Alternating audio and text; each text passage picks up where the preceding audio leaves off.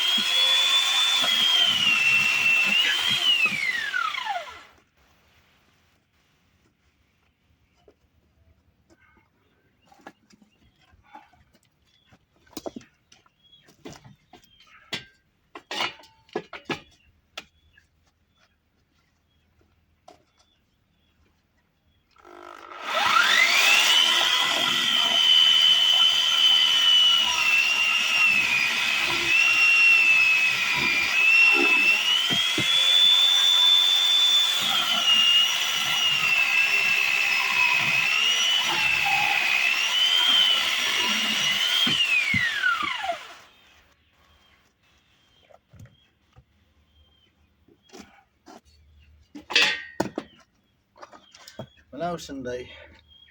Ушинтип иштейт.